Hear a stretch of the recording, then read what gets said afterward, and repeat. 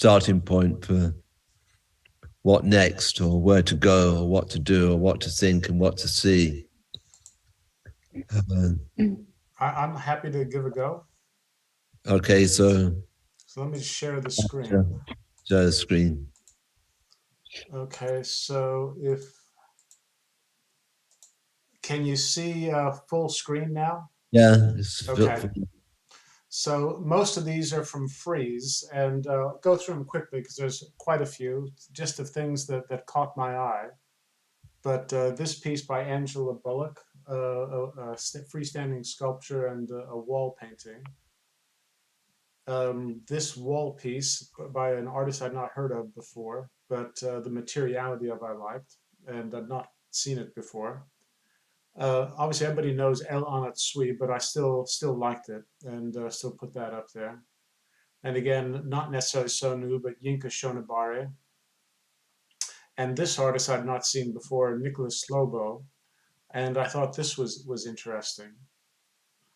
And obviously not so new, but Thomas Hausego, if I'm pronouncing his name right, Hours was ago. Hausego, yeah. And I he's had a fairly, student of mine at St. Martin's years ago. oh, fantastic. So I know Tom quite well. Oh, excellent. He's in And LA. sorry, He's in LA. well, lucky guy with the weather. Yeah. And this, just some small pieces of Carol Bove. Is it Bove or Bove? I don't know how you pronounce it. Oh, Bo- Beauvais. Bove. And then this is just another work of hers. Obviously, not wasn't at Freeze, but oops, wrong name there about Katie Patterson. Ignore that bit. And there was a couple of pieces by Rana Begum there, whose work I like a lot. And then this is just wasn't in at Freeze, but just an example of some of her stuff. And this artist I'd not seen before, and this is Elias Sim, and he was using old bits of computers to make several pieces. And this woman, Carla Black, there was an exhibit of hers so a couple of months ago in London in a small gallery, and I thought some of that work was pretty interesting. And this person, one Getchu Mutu, I'd not heard of before, but I liked the materiality of this of paper pulp and the red soil. And Jose Davila had a couple of pieces in there whose work I like a lot. And this is just a different bit of his work. Obviously, wasn't at Freeze. And then not at Freeze, but somebody whose work I like as well, Chiara Shiota. And this is kind of a new direction in her work, doing stuff along. I mean, it's always she does a lot of suspended and string type pieces, but this was a change for her.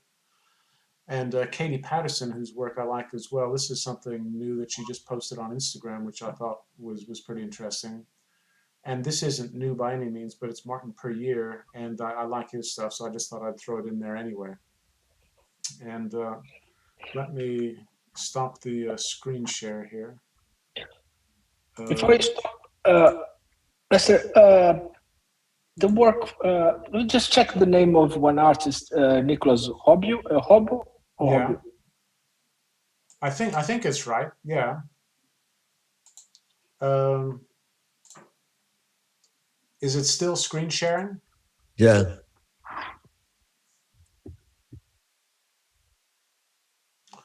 As I may have transcribed it wrong, but I don't think I did.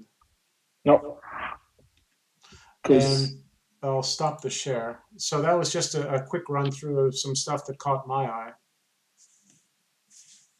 And what would you, how would you define the draw of the sensibility? Is it just heterogeneous? Is it all over the place, or does it seem to kind of cohere into sort of pattern or a Well, texture? certainly the stuff that I picked cohered because I had my own set of filters. But I would say if you looked at Freeze as a whole, there was a number of different strands, so it did not cohere. So there's like a starburst and lots of different patterns going in different directions. But as I say, I was just very selective in what I picked. Did you find Freeze chaotic, or did you find it stimulating, or did you find it I found it a little bit chaotic, and it's a little bit like going to a shopping mall.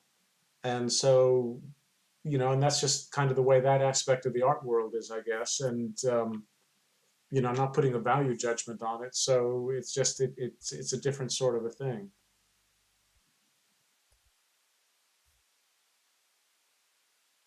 Any questions? I think the best thing is to just go through the material first and then come back and pick out things. So who's next? Sharon. Okay, I can go.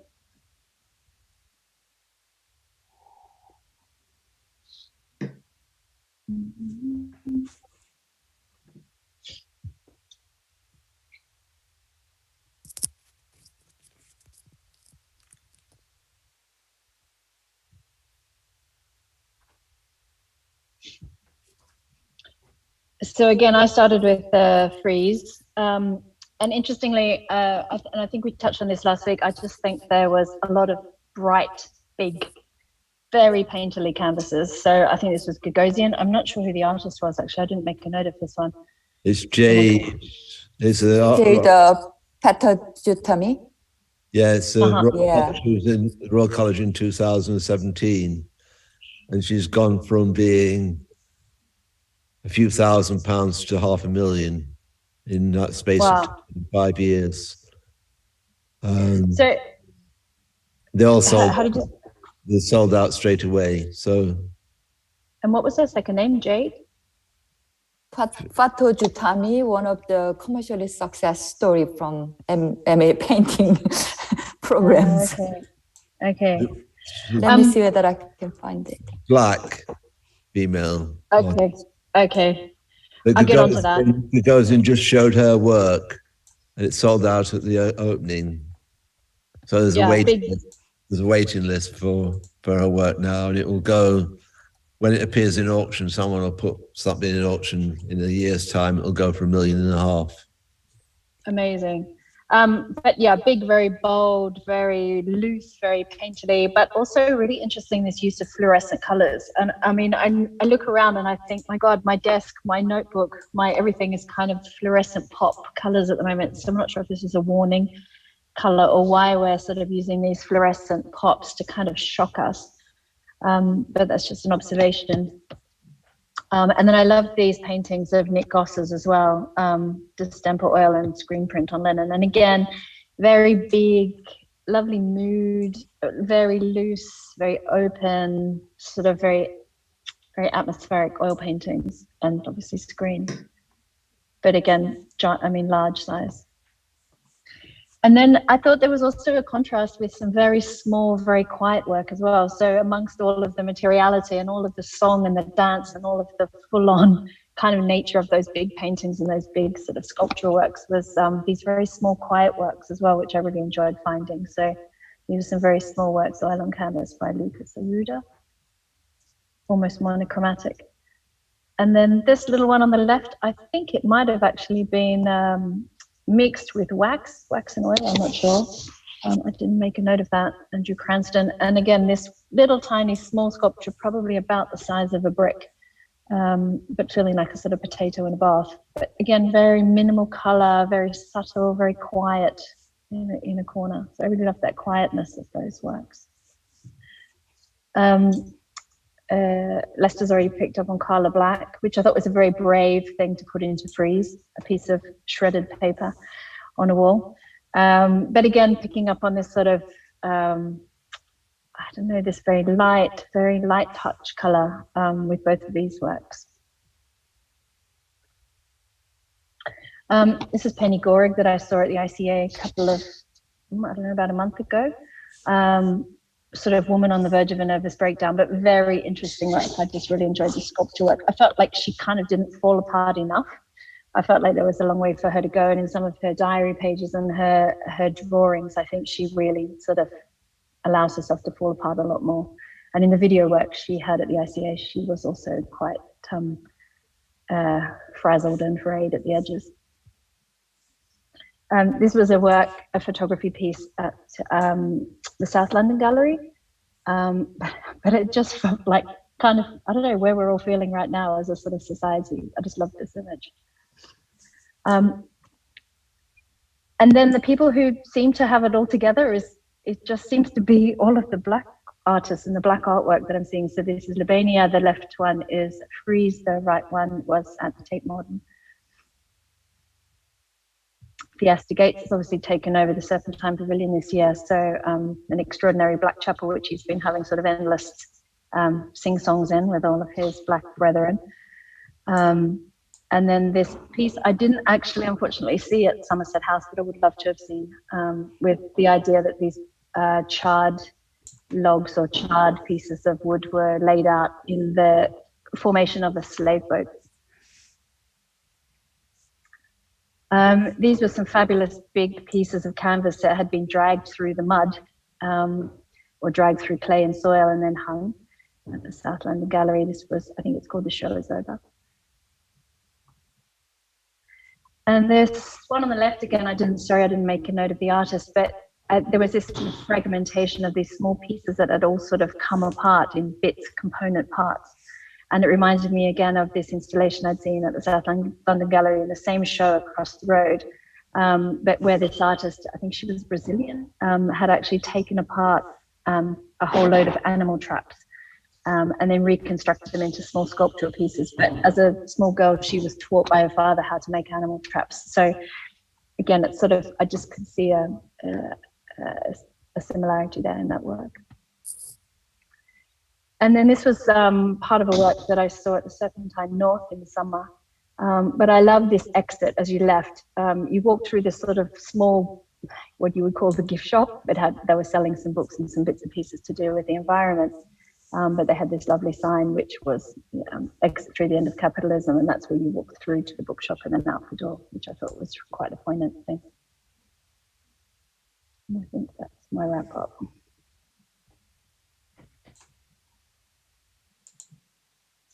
So the same question to Lester. Any pattern, is it just heterogeneous? Is it just things you like, or is there sort of coherent? It feels like a lot of the, if I was a Black artist right now, I'd be living my best life. It feels like it's their moment to shine. And it feels like a lot of the white artists are sort of on the verge of a nervous breakdown, and us as a sort of white culture. I might be incorrect in thinking that. But that's kind of what I'm seeing this kind of incredible trajectory of all of these artists and this voice that obviously has been ignored for so long. And I think everyone else on the periphery wondering where they stand with that. Who's next? Thank you. That's a lot of work, a lot of legwork in that.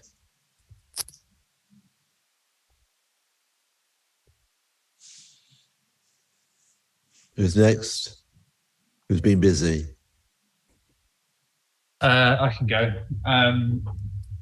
Let me do some screen sharing.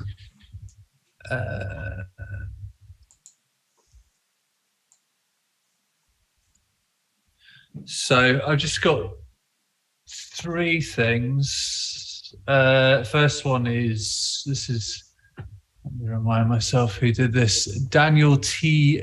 Gator Lomack, 7 Steps to Heaven, Higher Status, which is at Frieze.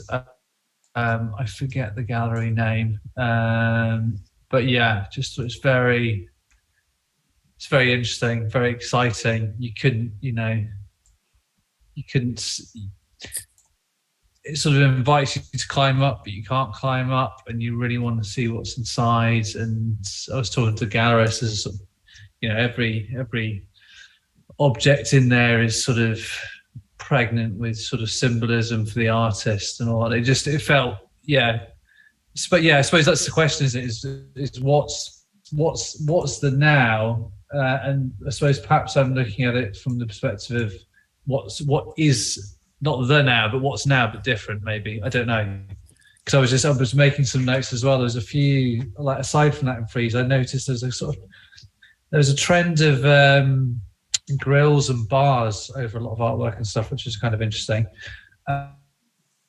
And then departing the gallery, there's Adam Curtis's new series, Trauma Zone, which is about the downfall of both communism and capitalism, democracy in Poland. It's absolutely incredible. and kind of feels like the first sort of first thing I've seen on mainstream television. There's no voiceover, there's no narrative, apart from the occasional title. It's just, you know, this assembly of BBC film crews footage of that era to sort of thread together the chronology. But maybe it's the first instance of sort of online video coming into the broadcast sphere in that sense. You know, like what's the statistic? It's over 70% of online video is watched with no sound. And this feels like kind of, you know, an acknowledgement of that perhaps, but it's also, you know, I don't know how familiar people are with Curtis, but it's really, I think it's like the best thing he's ever done, which is very strange because his voice in particular and the scripts he writes and speaks are so sort of part of his work. And I suppose also it kind of, you know, links, it feels sort of in this same zone as this. There's something kind of, when I look at this and then I go back to this, there's something of the Cold War going on with the handcuff and the fact that it's a briefcase which we don't really use anymore. And then finally, something else I sort of think about in terms of, you know, now and newness and stuff is something I just discovered the other week, which is a new genre, sort of subgenre of house music called Amapiano from South Africa that sort of was born in about 2012, is meandering up the continent of Africa and is now kind of beginning to take roots in the West as well. Yeah, it's not like new, but it's quite interesting. I think it's got something. It doesn't feel as sort of dated and jaded as most of the other sort of house music offerings of, you know, the contemporary underground dance scene. And there we go. Thank you.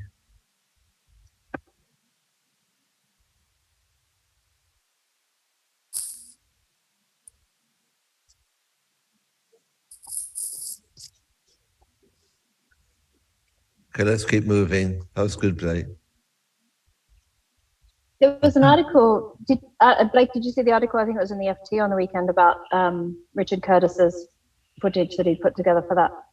Adam, probably Richard's Four Weddings and a Funeral. Okay, sorry. Slightly, I mean, very similar. Maybe they're brothers.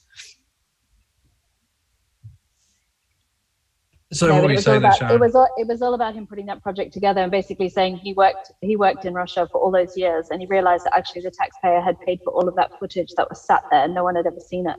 So that he should just get on and cut it together and actually put it out there because it was interesting for everybody to see. And he was talking about the BBC really working at sort of, even though we think the empire in a way is over, maybe the BBC is still proliferating that idea of actually empire and control of the way in which we see the world and the way in which we communicate and trade with the world through news and through imagery and ideas.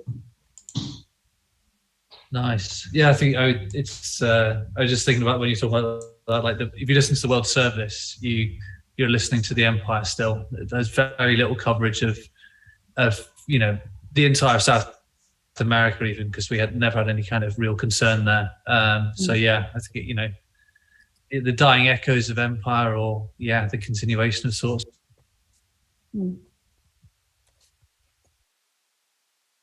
I can go next.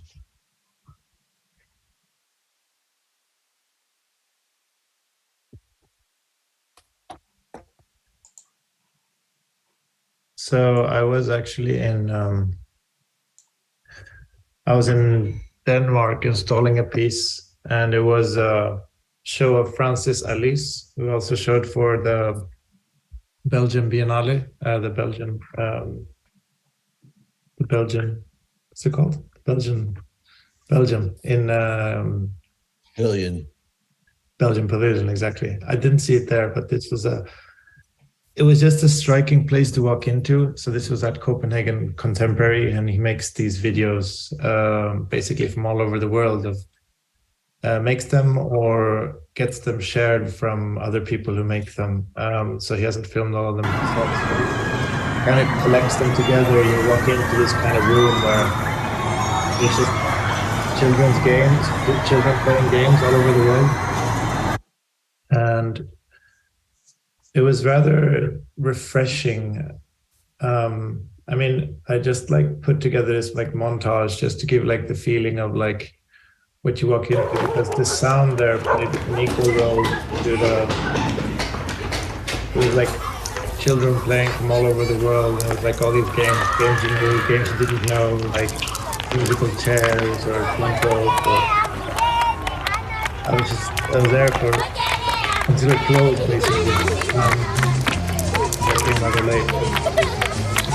I don't know, it was a different experience that I've had for a long time when walking into a gallery or an artist. And I don't tend to be very interested in video work, or not one of my favorite movies. But it does carry a certain kind of credit.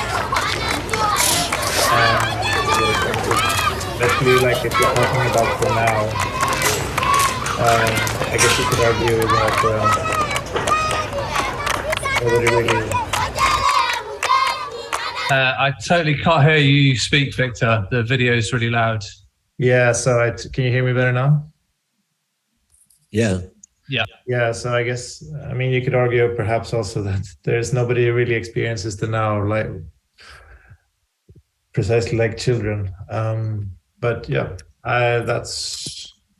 it's not necessarily a reflection of like, this is what I think is now. It's just something I saw and something I thought worth sharing.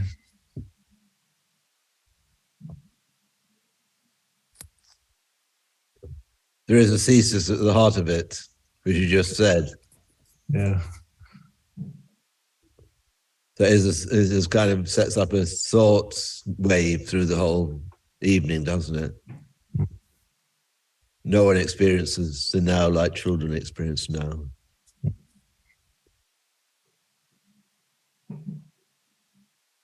Who's next? Should I go? Yeah. Let's see whether I can share screen. It's a video about 5 minutes, I think.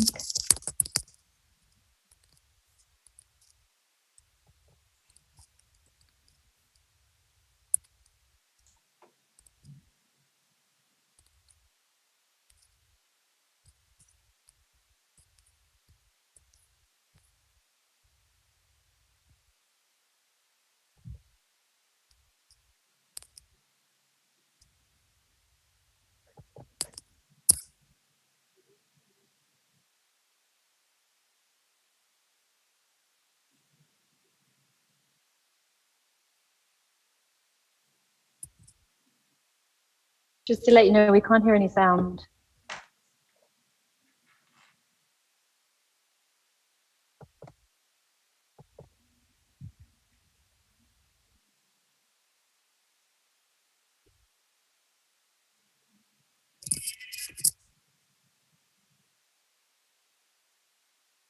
I think you might need to share your sound.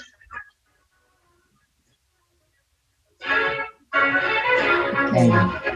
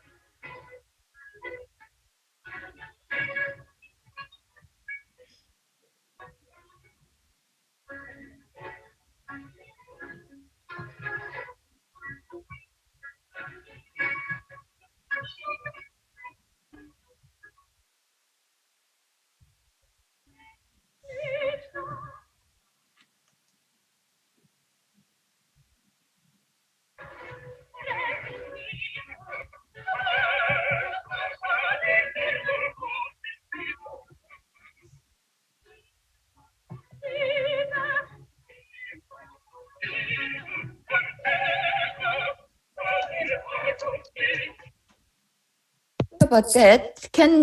Is the sound still not working? Sounds intermittent. It's as if there's too much information on the tape for continuous. It's very jerky, the visual. Would it be better if someone else screen share? You can get it from YouTube. What do you think? Put it on. Put it on YouTube in the invite. I'll try and access it.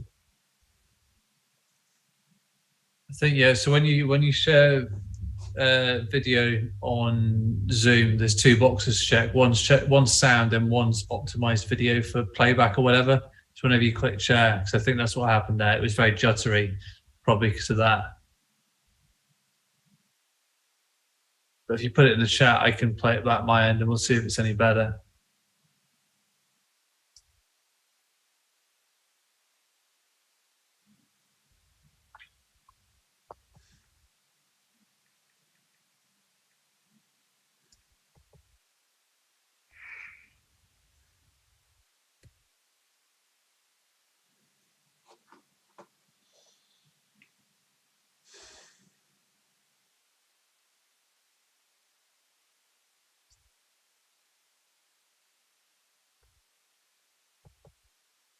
Are you going to share the link or? No, yeah, let me just find the YouTube link. Let's just go on to the next. Yeah. Then we'll come back. Yeah. So who's next?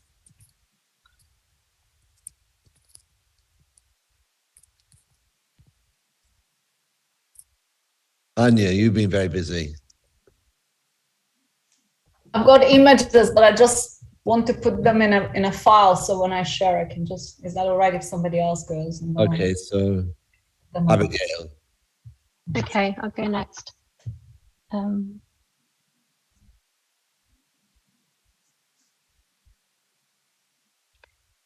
So I went to Matt's gallery to see Nathaniel Mellor's estate, and I'm just going to read a little bit about what they said in the press release because it's easier. Mellor's project issues of class and ownership and knowledge and culture into his absurdist fictions, using the study of the Upper Paleolithic as a lens for the present. He described the Neanderthal as the ultimate prehistoric other figure, observing the gap between the human and the Neanderthal, which was considered to be obsolete, has shrunk into a negative space. The Neanderthal is now inside us genetically and is viewed in a significantly more positive light than when Mellors made the sophisticated Neanderthal interview, in part as a parody of class-based assumptions around culture and knowledge. In his most recent work, Neanderthal Crucifixion, the Neanderthal artist, locked down in the cave, ruminates on its achievements in art and design and its relationship with the cave-owning power structures, the Sporgo. It experiences a crisis of the ego, and the work was animated and performed by Mellors during lockdown. Let's just see my notes that I've written.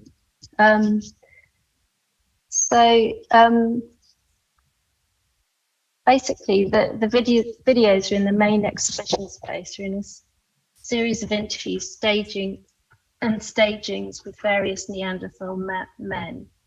The conversations were absurd, and yet it felt deeply relevant to the experience of being now.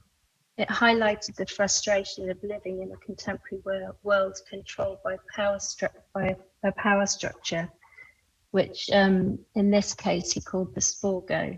And the Sporgo is kind of a bit like, presents itself as being, could either be a class, the upper classes, it could be the art world or capitalism. And it brings you to think about how we're being locked out of decision-making in politics and environmental issues. So this is, I really like the way that he presented this from. So it's kind of, you feel welcomed as you go into the space. And each sculpture has a TV embedded within it. So let me think what else I wrote.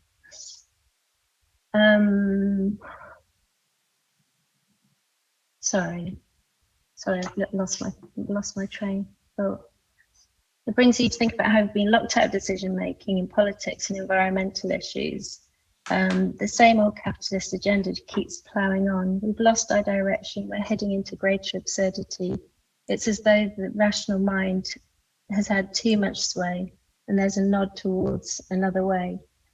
And I'm kind of, why I think it spoke to me was this kind of relationship between this kind of very contemporary, absurd space and the Neanderthal. And I really like that link, this kind of primal voice that is heard from beyond.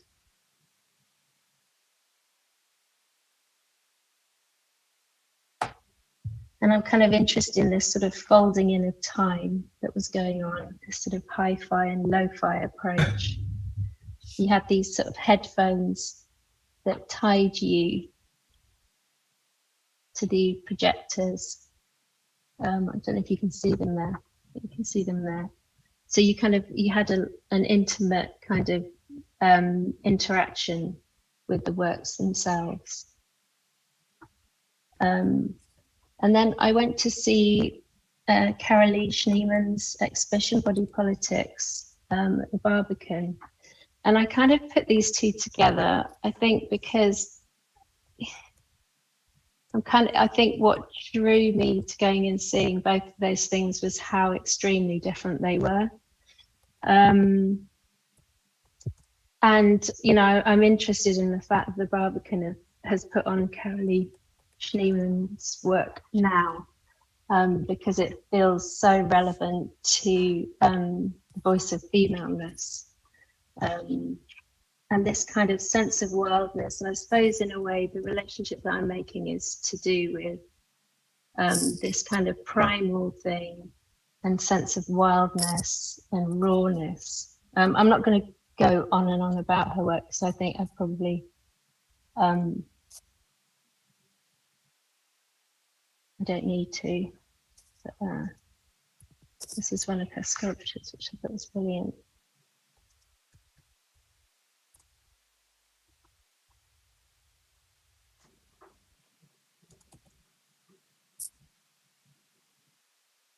And this is this, sorry, you could hear it in the background of this one. It's sort of bashing away. Okay, I'm going to stop because I'm flapping about all over the place.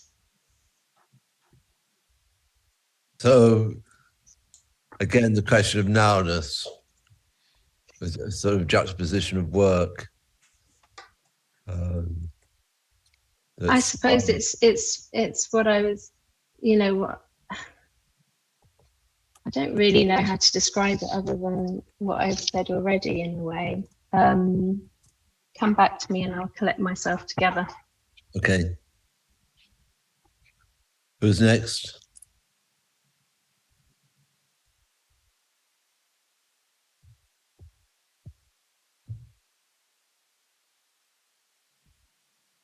Are you ready, Anya?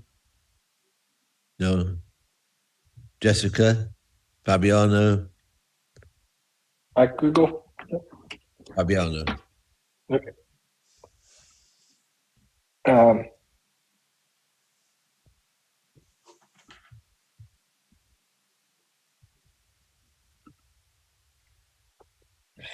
So I thought about starting a weekly art review that based on what I've been seeing. So I thought, what would be the frontier of now in art is a connection with life. So is the juxtaposition of art and life where the most interesting art could be found. So I started with frieze, and to rethink of my impression from Frieze in comparison to previous year. There's a lot of painting. I think in a way that I thought something was lost in comparison to last year, and then I thought a good way of revisiting the art fair was to I wrote to Studio International a review of Brazilian art fair in 2012, and I thought I'll send you the link if you want to read later. But I think the approach that I had for the art fair in São Paulo 10 years ago, I was comparing Frieze as a big gap between Frieze, and now the way I see Frieze is an inversion. I think Frieze had shrunk.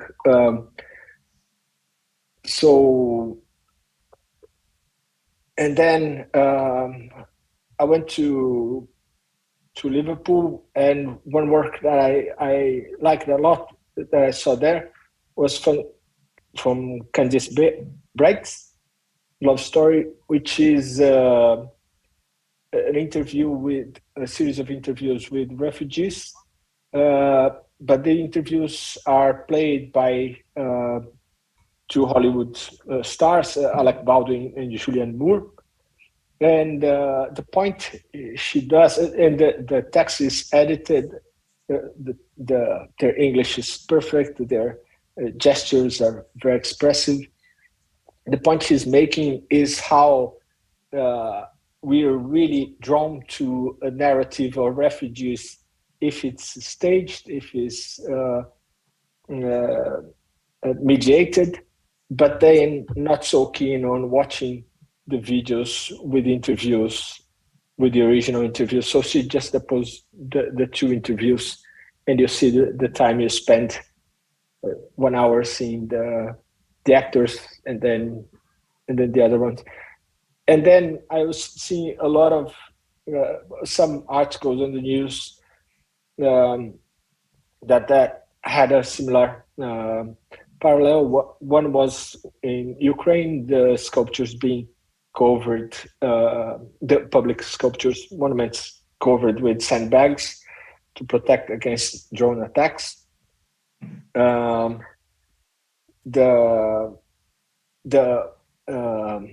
Stop Oil campaign with the soup thrown at the paintings of Van Gogh,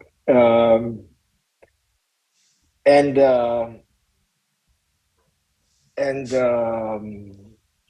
Liz Truss compared to a lettuce, like the I don't know if you've seen this, but The Economist made a comparison that Liz Truss wouldn't last as long as a lettuce on the fridge, and so the Daily Star put a video marking the passage of time, and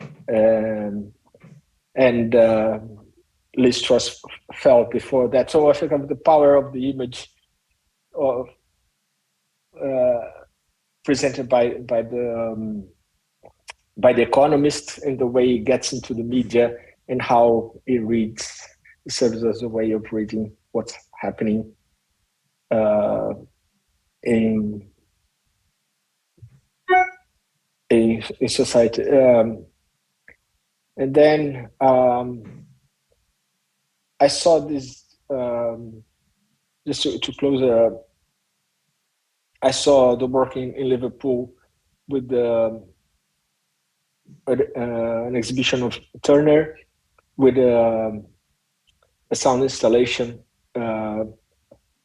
by Lami Fofana.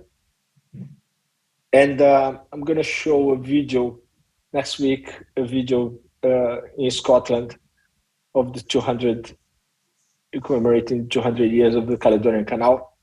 And I think my video is related with the installation. I think that's basically what I had. I could share the links.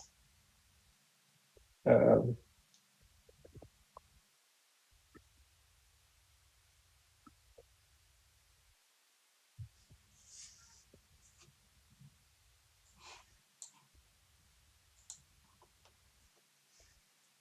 the sense of now.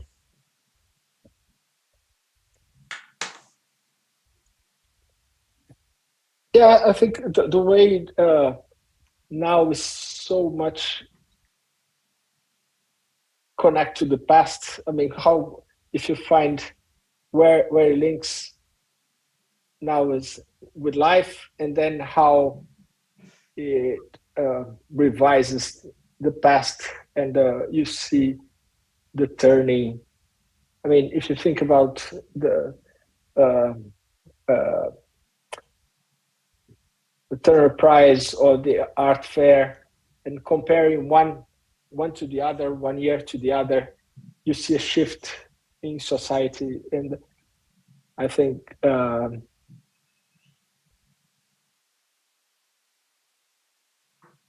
this kind of comparison that can give a better sense, sense of what now is.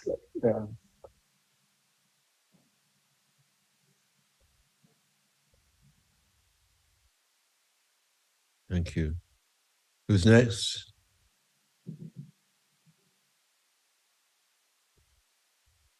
Can I just come and finish up? Yeah. Will it be okay? Yeah. Do you want me to? I'll play, shall I?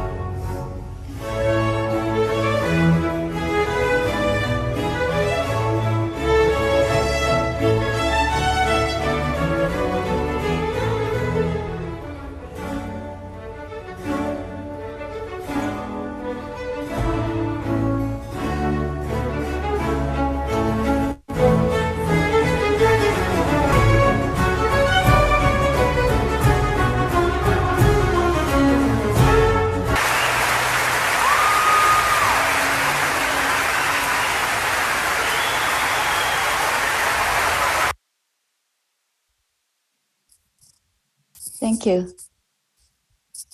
It's a lot better, isn't it? And why did you select that? I was thinking about the nounies. I saw quite a lot of work at Berlin Biennale and then Kassel Documenta this June. This one really hit me more of reinterpreting the couple of 100-year-old Baroque opera ballet based on my Google research. That 2020, this director, Clement Cogito, sort of put it with like modern dance, hip hop, contemporary themes with the old theme. The story I understand is Les Galantes, young tribe searching for love. And this dancer, Grand Calmoted, is the peace pipe among the people, like no conflict, but less like peace sort of thing. And the visual presentation is so, I felt, powerful and contemporary. That's what I felt now is.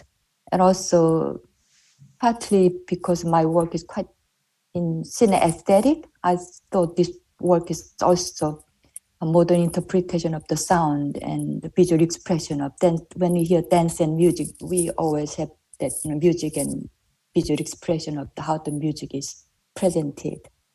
So I thought there's something we can share. If I may add one more thing. Earlier today, someone mentioned about this blackness and whiteness. My personal feeling these days, what's happening in art world is black identity, post-colonialism or anti-colonialism seem to be all in this around this theme. And there was actually sort of criticism or comment on Documento of Biennale saying, isn't it time that we move on? Are we still talking about this? That was actually some comment that I felt in Germany this year as well. Thank you. Next.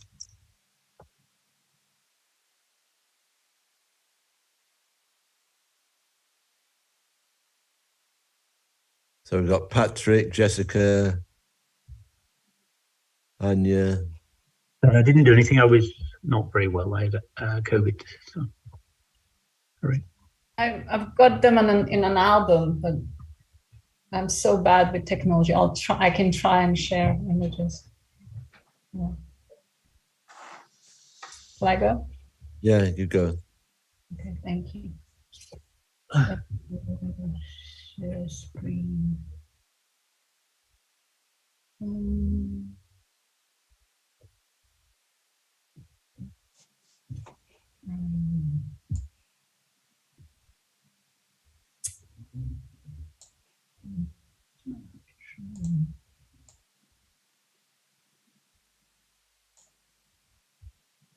I don't know how to show them in a succession.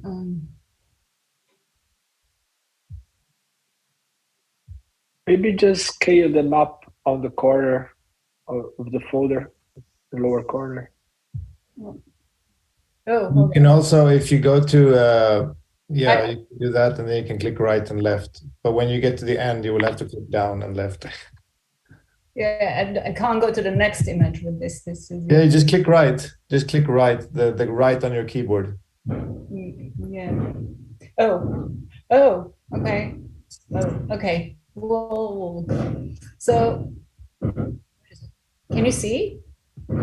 Yeah, but now I don't know what you did. Another option. Yeah, that's good. Okay.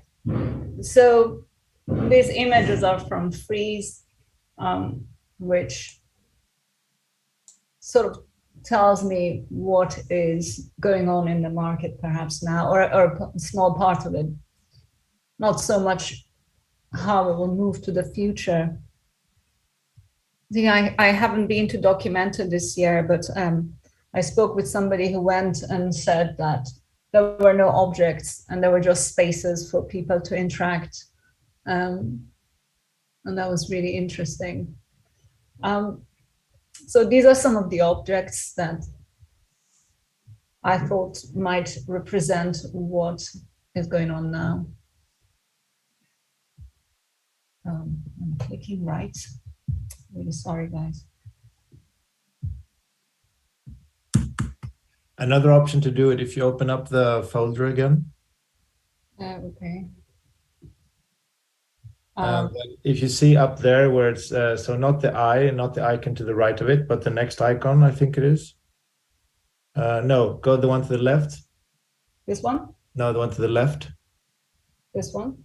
Yeah, there should be one which has as gallery. And now you can click right and we can go through them. Thank you very much. Oh, so. Okay.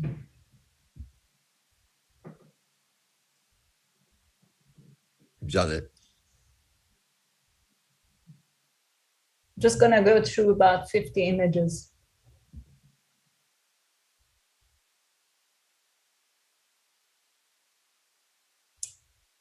Sort of a bit messy, seemingly not trying to make things perfect.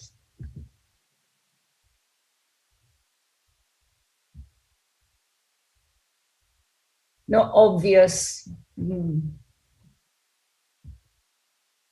no obvious, profound meaning, perhaps.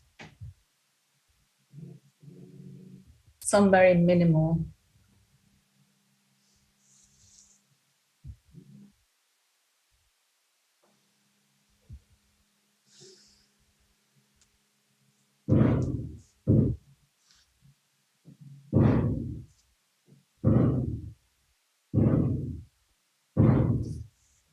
so attached to the wall with paper clips and creases, very simply hung on a nail.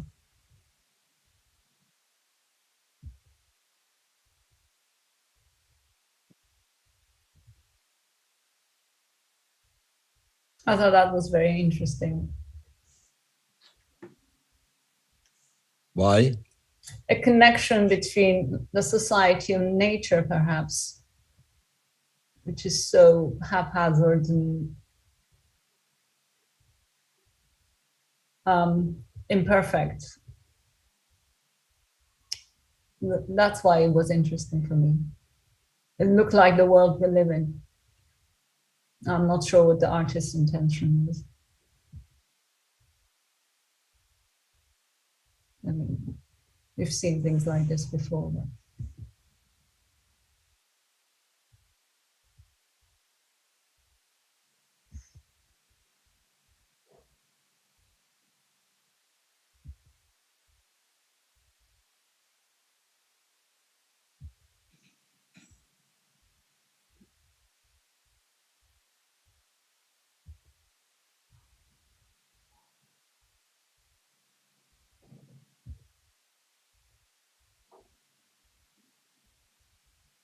I agree, some of them might be things that perhaps I liked. But just the mishmash of things, or what it seemed that way, which is, it's really interesting because I was talking to a famous film director and not trying to hide things that we used to hide in the past, like leaving the wires there, adding chaos to it.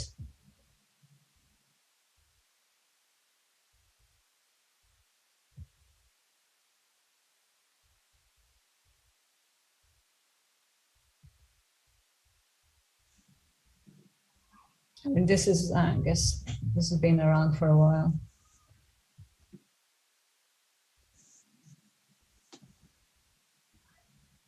Paper, cheap plastic, things which are just unstable. Don't particularly like this, but also it was interesting that it was there.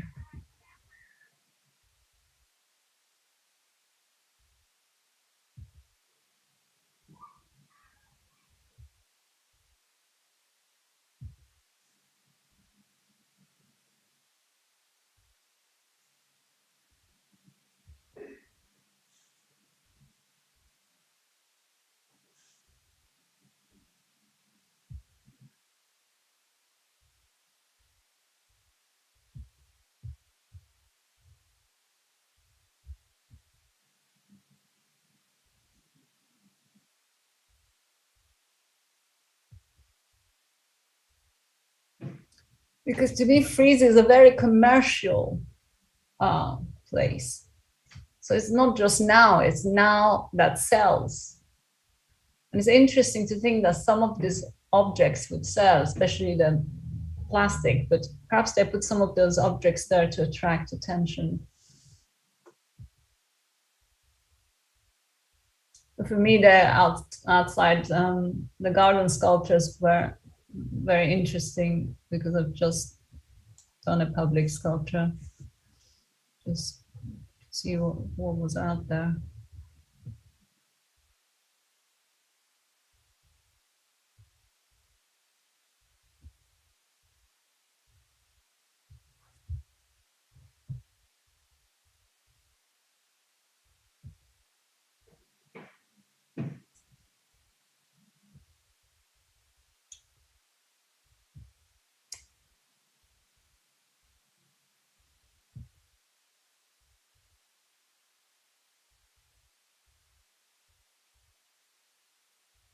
I was speaking with a very well-known film director.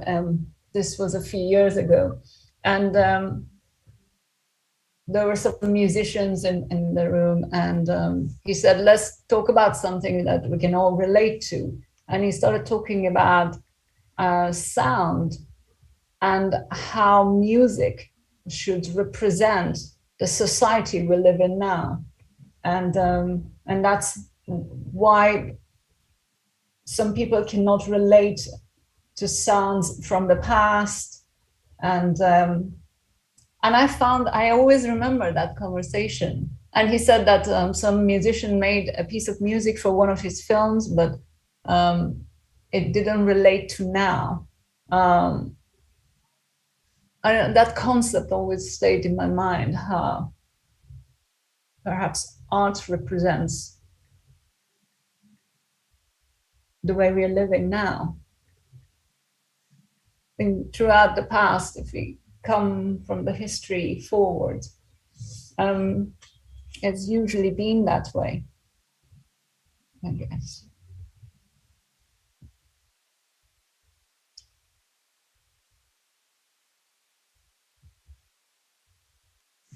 That's it. Who was the director? His name is Mohsen Makhmalbaf. I can write it on the chat.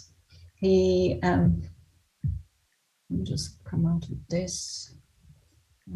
How do I stop screen share? Oh, stop share. And he's won a lot of international awards. He's like the head judge in a lot of the film festivals. He made the opening film for the previous Venice Film Festival, the one that happened a couple of years ago. He's a friend of mine. He's really nice. He lives in exile here.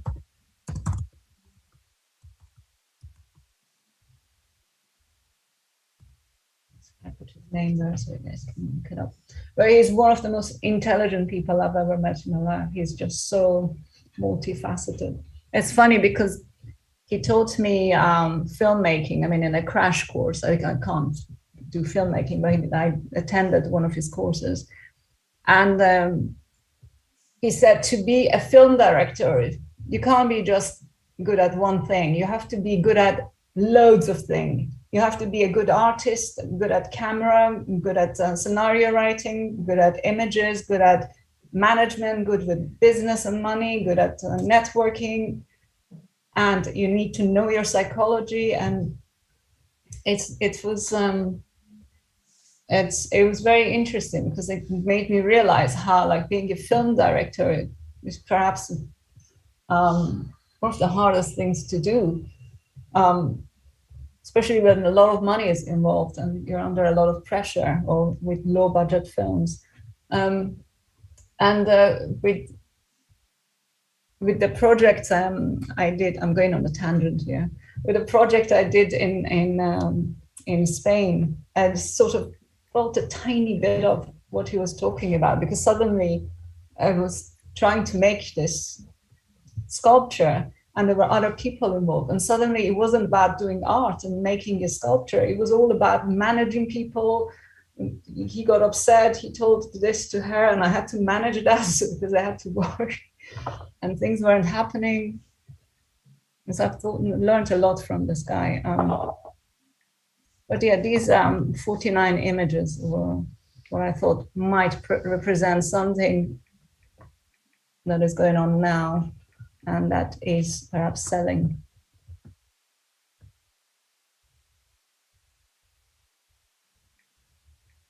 Did you know, just empirically, did Frieze do well financially, or was it a sort of less lucrative year? What's the news? What's the back talk? You know, I haven't, I am guessing that it wouldn't do as well as other years, because I was talking to a friend of mine who is in art business, and he told me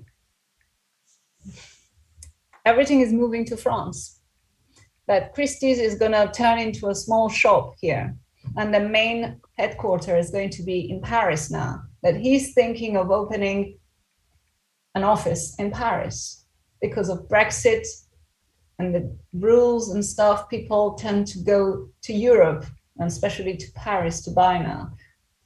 And I have a friend who is in luxury goods, and she said exactly the same thing. She said, we cannot function here anymore. So I guess this is art is one of the biggest sellers, art and culture. It's a nightmare sending things between EU and Britain, like artworks, even when they're your own, for like setting up artworks and just to avoid, even if you're sending to yourself, like you have to have like galleries that are informed that the work is not for sale, and like it gets stuck in customs, and yeah, it's really like a lot of work.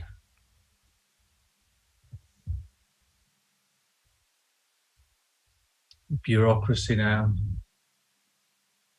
Stupid. Basically, I have to say, I didn't go to, sorry.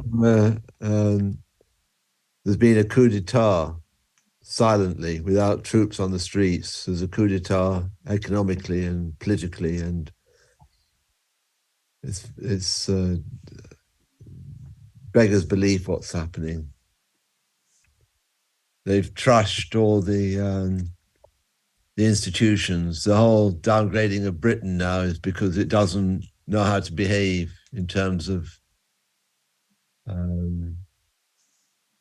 indexical correspondence to institutional measure. It's trashed all the rules. You can't believe a word they say. You can't believe in the competence. So this is a break in the institutional matrix of this country. It's beyond disaster.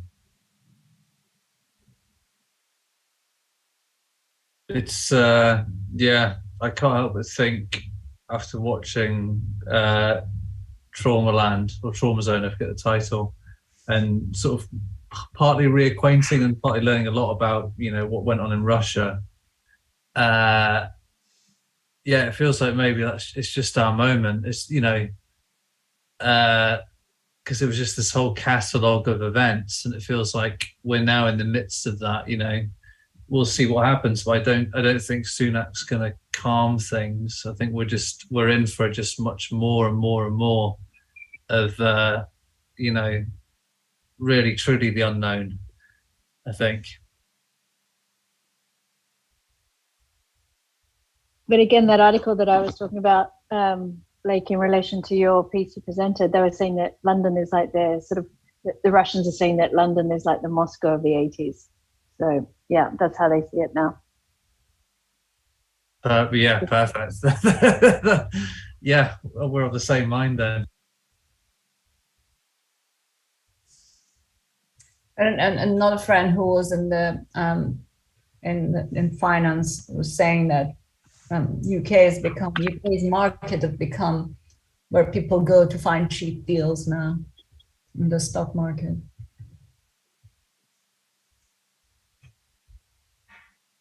Maybe there's some room to become a British oligarch then. I might start making some tracks down that road then. Let's go on. Let's who's to go?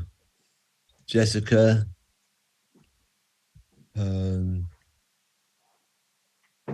Who's still not presented?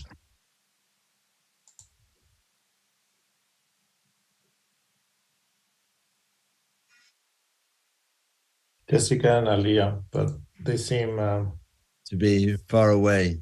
Yeah. Let's take that as the complete.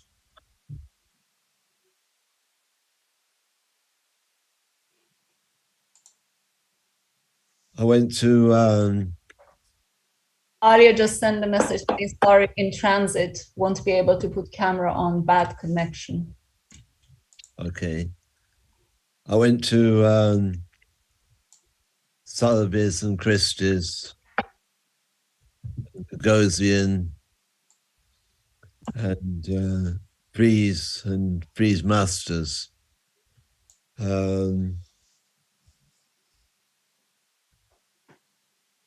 I think there's the market's strange. There was a student I knew from the Royal College who was doing quite well, but selling maybe for 10, 12,000 pounds, and suddenly she's 500,000 pounds in auction. And there's dramatic price hikes, and there's no particularly good reason art historically or conceptually why it should be the case, other than a sort of fashion moves or collectors moving together on certain artists. But it has no scale, it has no measure to it. It's kind of impossible to kind of sustain these prices over a period of 10 years, 15 years. Some will be sustained, but a lot will just collapse. As if money has lost its marbles. It just wants what it wants today. Doesn't want measure historically, or doesn't want a pattern of coherence. So it's very chaotic. It's hard to, there used to be a time when, going back even 10 years ago, where artists were very careful about materials having a permanence, and collectors would take along a restorer to say, how much will this cost to maintain over 30 years? So a lot of that caution is gone on a material level. It's a sort of like casino feeling. The other thing I was thinking about, yesterday I went to the National Gallery, and it was absolutely full with people walking around, kind of partly not knowing what they're looking at. But there's a sense in which the only thing which is left, which has got any value to it, is art, historical art. So, in the past, I'd go to National Gallery and there'd be a scattering of people. And it's strange also, the Van Gogh, the Sunflowers, there was a kind of great gaggle of people around it, as if it's become star attraction after the little incident. So it's kind of things spread by, they morph into a sensation. So it was on the news, so people go on the weekend to go and see it. Is it still there? Is it still the same Van Gogh without scratches? So I've not got a very coherent sense of nowness.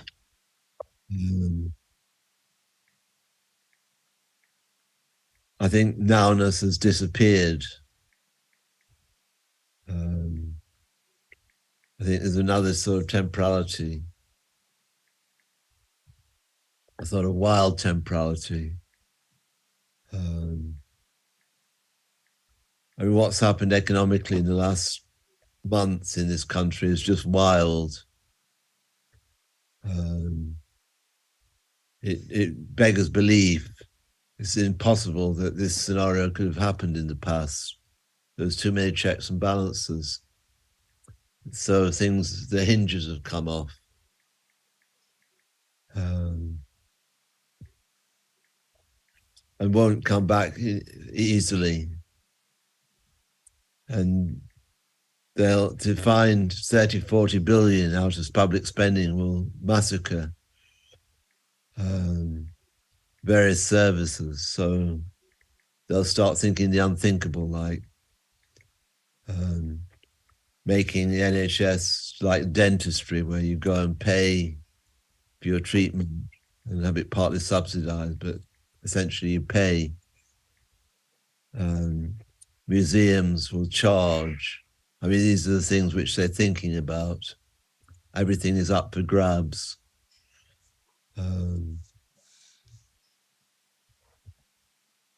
Sorry to be bleak. I think it's a very good time to think a bit more long wave,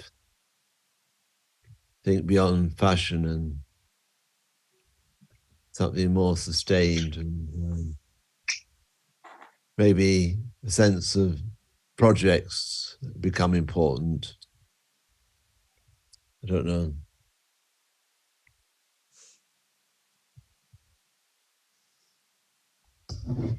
Looking outside. Yeah, sorry to be so absent this evening. I'm still working, which is, I think, also a sign of the times. Yeah, I think it's true that you know, systems can undergo a huge amount of stress before they change significantly, but they can also change significantly very rapidly when they do. And given the amount of pressure that the system and in general, and our local system in particular, seems to be under, you know, it feels like there's a heightened likelihood of completely unforeseen changes occurring because we're, you know, very far away from a sort of homeostatic balance. So, you know, quite possible, I think, that that, you know, changes will appear apparently out of left field in the current circumstances.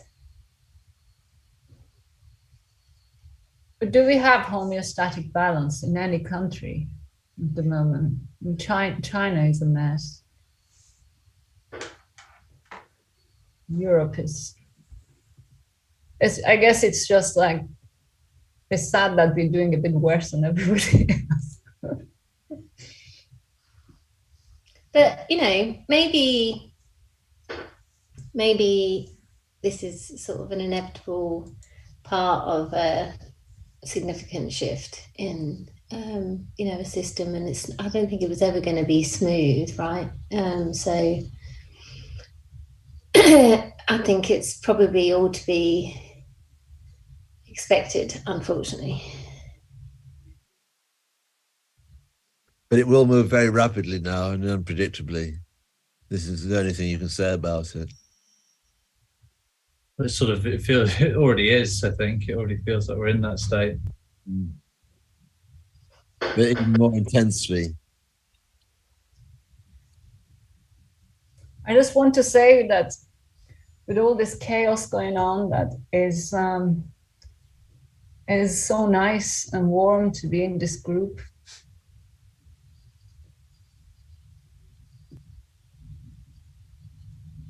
Yeah, it's nice to have. I actually find it's one of the great pleasures of my time at the RCA. Makes it all worth it. The sense of it, the potentiality of it. And it's one of the ways in which a sort of autonomy of just drawing together resource, which is intellectual resource and behavioral resource and ethical resource, is a counterintuitive relationship to the present. It's sort of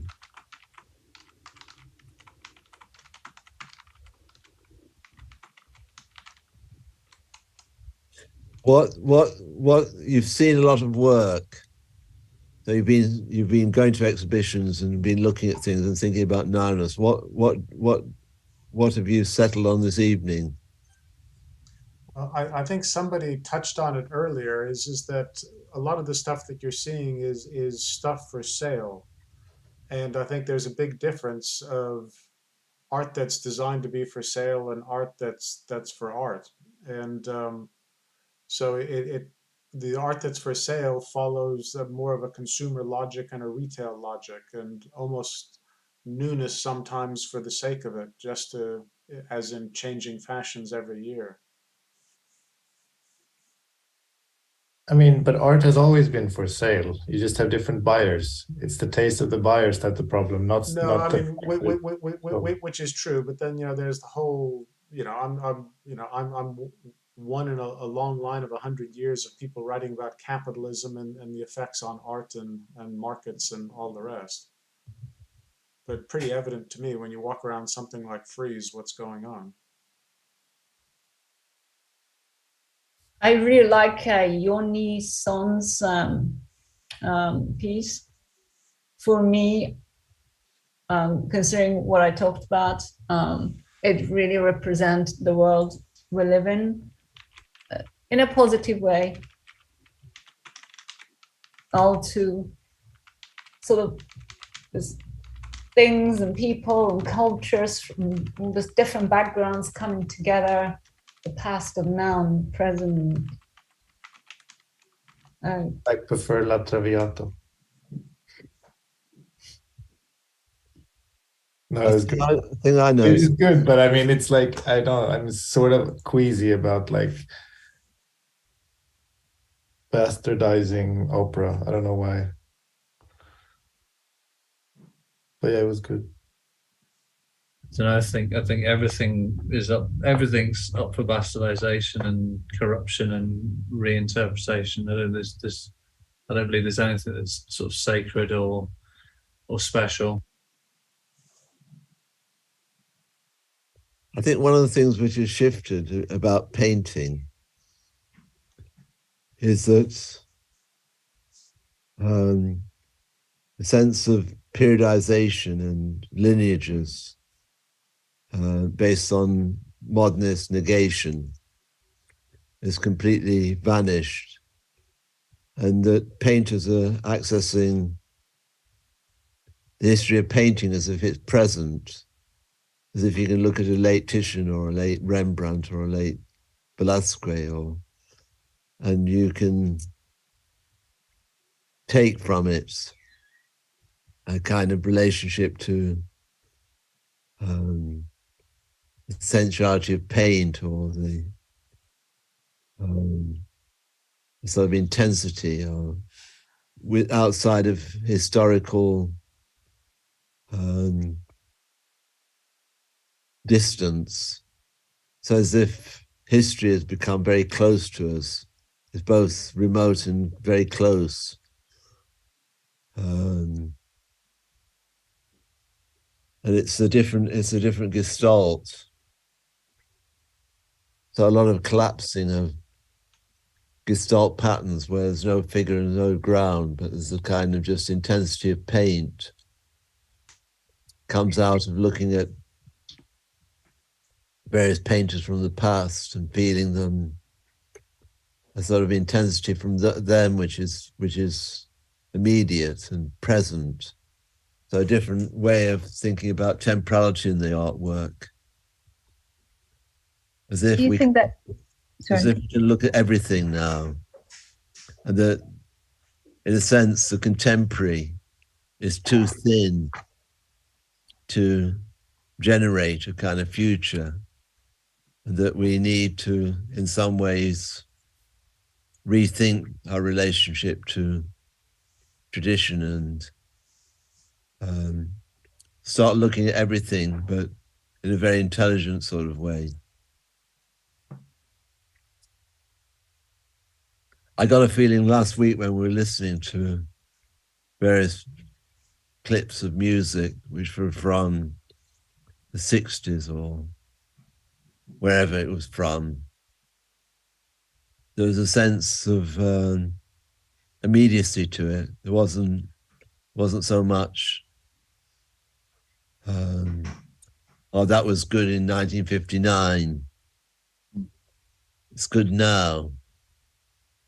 It's worth listening to now. It carries its form and its force and its intelligence to us now, And if we could manage to make things which have that force, intelligence, intensity now, we would produce things which have an audience and an attraction.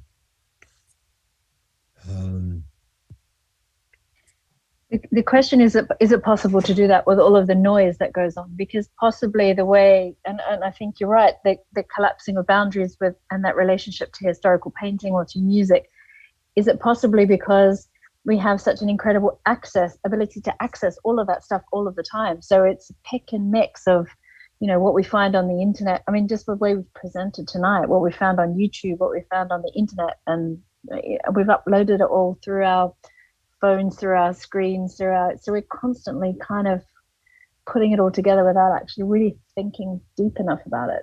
Well, if we went to the National Gallery and stood in front of several paintings and thought, what does this offer us now? And we started to use our brain differently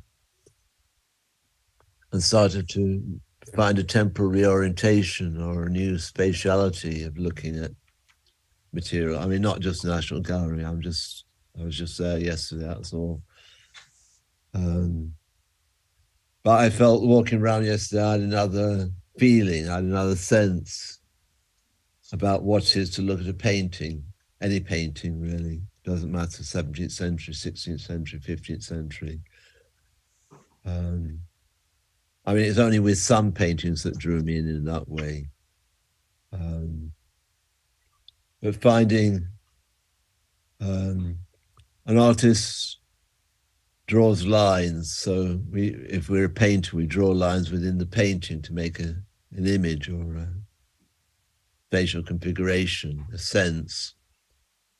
But we also draw lines outside of the painting to the different things we've looked at. And we draw lines around our experiences, our travels, our journeys, our memories. And out of these complex lines, we start to imagine a different coming to be, a future, a new set of lines which make up a gestalt, a pattern, an attraction, a zone of emergence. And that's all that we can do. We can draw lines differently. With different vectors and different interfaces and with different ways of being and becoming.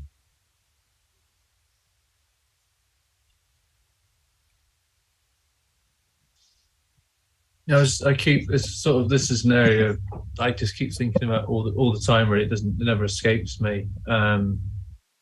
It's, you know, something that I can speak of better in terms of like music or advertising, that in terms of my job or music rather than art. But it's sort of like with music, there's certainly this, you know, music's been self-referencing in even tighter circles since the sort of, you know, the dawn of sampling, which was, you know, began as so utterly seductive and incredible that you could take an existing recording and then change it so radically into, you know, a whole new genre, let alone, you know, anything else. And then it's sort of, this is something I've noticed in terms of advertising that happens, in terms of the you know, the creative processes you look at. You don't think, you look at YouTube and go, right, what's out there that we could sort of adapt or whatever for this client, and that, you know, that it's such a sort of well-worn sort of phenomenon now. And I don't know, I can't express it sensibly, and it seems so irrational, but there's something in me that feels like a way of doing something new. Perhaps the only way of really doing something new now is to be born out of complete ignorance, to sort of trying to shew as much as possible and not know anything, and thus not be influenced. And then in that hope, maybe something different can happen, because we just all know so much now, you know, or if we don't know it, it's there in a second.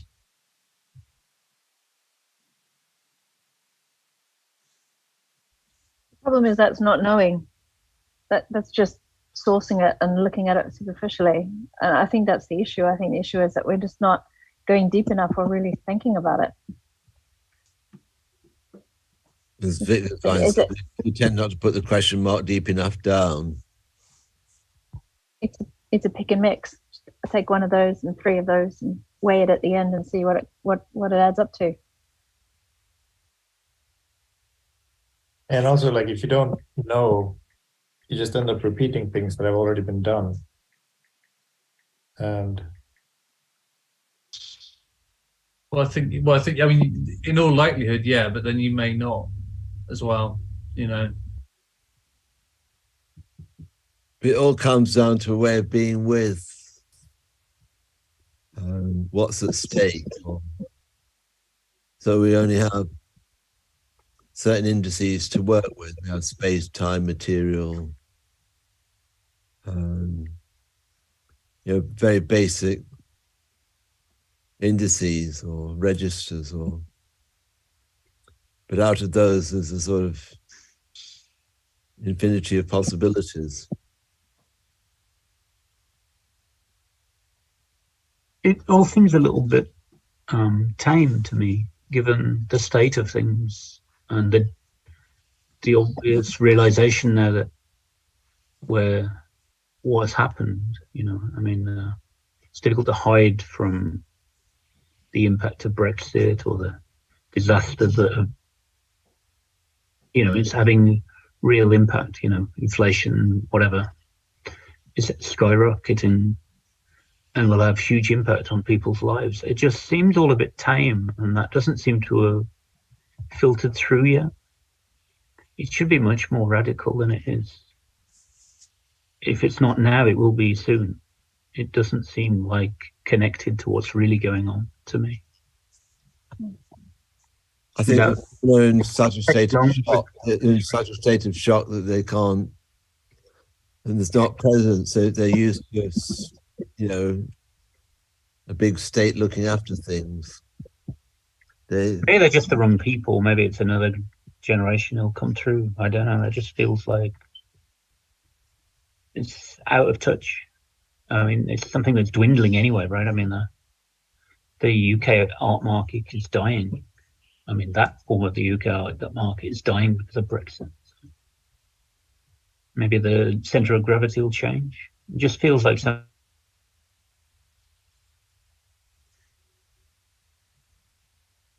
Just looking back to something like the 70s when it was, you know, everything was falling to bits. It was quite radical, and it just doesn't feel like that now. And it should, I think. I think the crucial difference there, though, is that you could afford to live cheaply. You know, there was ways and means, whereas that's just been completely removed now. You know, I think there's, I don't know if you obviously can't measure these things, but it feels like there's probably, you know, the amount of time that an artist now thinks about their work in terms of, you know, the various decision points of making it more saleable or making it more radical. I would imagine you're much more likely to be predisposed to go down the saleable route nowadays, whereas back in the day it wasn't as consequential. It didn't matter so much because you knew that you could actually survive, whereas now I think we're in this position where it's not very possible. And also I think there's the class thing going on as well. You know, it's sort of who working class can afford to do art. And again, to go back to advertising, like advertising used to be the preserve of the working class, and I think that's why it used to be very good. Because there is that kind of born radicalism almost within that, whereas now it's sort of, you know, to be middle class or more privileged is to be in a position of comfort. And I don't think comfort gives birth to particularly great ideas. You know, I think but I think creativity is struggle. I agree with you, and that's going for the status quo is going to stop anything happening, but it feels a little like things will come off the rails, and they won't. It won't stay like that, and something will happen, and other things will emerge. I mean, and that it won't be as simple as you describe. I mean, It doesn't seem like something they're just going to be able to step over and get. I don't know. Maybe the government can sort things out, but it doesn't feel like it's going to be able to. It seems like something radical is going to happen. It's just not. It's not easy. It'll crack. It will just crack at a given moment. The pressure will be. There's a pressure on people is so intense now. Yeah, I mean, it feels like that. Which consequences of that will actually be quite interesting. I mean, in terms of what emerges for art or whatever. But I don't think it'll look like it looks now. I think we feel a little bit like we're on the wrong side of this crack.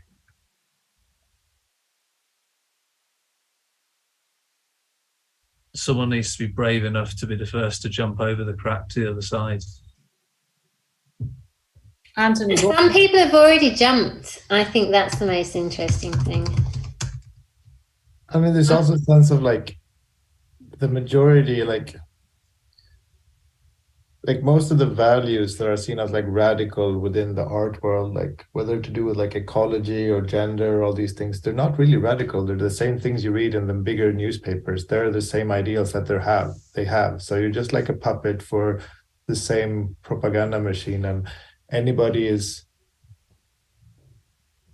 there's like enormous, like anybody going outside of those spheres are like immediately kind of castigated in one sense or another. There's not such a like polarization between the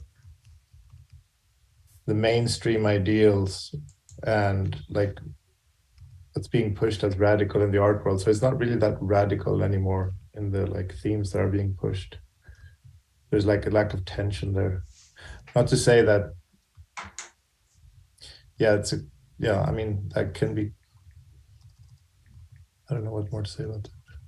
No, I think you're right. I think it's almost like, I mean, this is speaking of CAP in particular.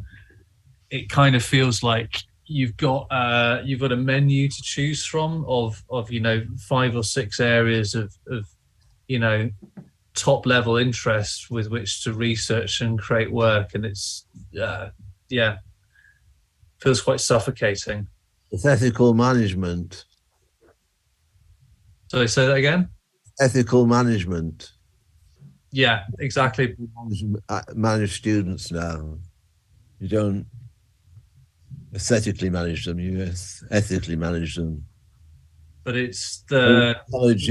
It's now an ethical organization in a very conservative way, but dressed up as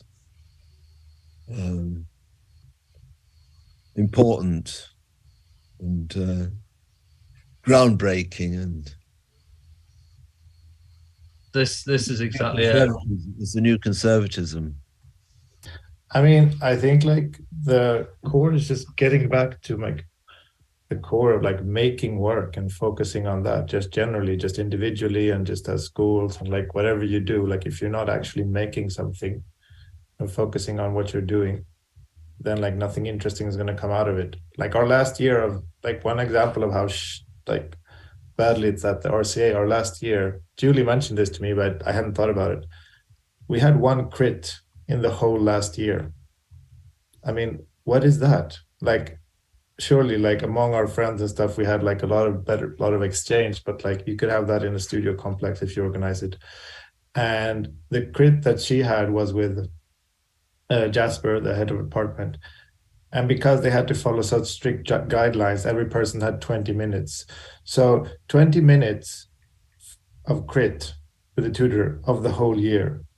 I mean, it's ridiculous. And then like, there's also what happens at the RCA, and I think it's not only sculpture, but in many departments, is there's a stagnation of tutors because they have such cushy jobs and they never want to leave them, and they don't have like I don't know how it works in other industries, but like in other professions, but there should be like you have a maximum of say 3 years that you can work as a tutor, and then you have to give the role over to somebody else, because if you stayed in the job, I don't know if that's like the solution, but there are many tutors that are not very motivated by their jobs. they're not in touch with what's going on, and they're not really like motivated by helping their students. And I don't know, it's hard to say like fire this person or do that. Like it's not about like singling anybody out or having any radicals. Of course, it's like a difficult topic, but the end result is that there are tutors who are not motivated of teaching their students, which is pretty sad if you're supposed to be one of like the best art schools in the world. Like that's what people go there for, is for these tutors, and to get guidance, and obviously peers too. But I don't know like how you've been to many different art schools, Jonathan. Like how do you alleviate stagnation of tutors becoming stale in their desire to help students? I went to Slade in '69, and it was the height or the very end of Greenbergian aesthetics. So everyone in the what's called postgraduate or the MA were doing hard edge paintings, except one or two. And within 3-4 years, it had completely broken. It just performance, electronics, installation, just behavior changed. And they had to adapt the structure.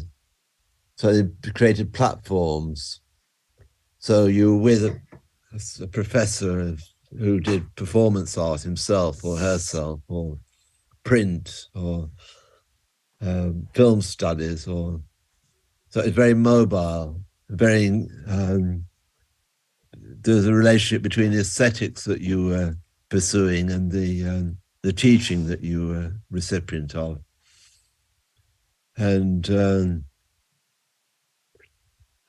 also I was in touch with St. Martin's, and at that time I described St. Martin's as one of the hippiest places in the universe, because the bureaucracy had no hold over the place. It was complete anarchy. There was people coming and going, and people would come, if there were writers, they'd think, let's hang out at St. Martin's and write. Or fashion students were running businesses in Soho. So the new Romantic started in St. Martin's. And sculptors were influencing fashion students to do performative fashion. So there was a general do-it atmosphere, a kind of do it without constraint. There's also a period of punk. And also in St. Martin's, the cultural studies, they got in filmmakers and theorists and kind of wild stuff. So intellectually, it was sort of buzzing, alive.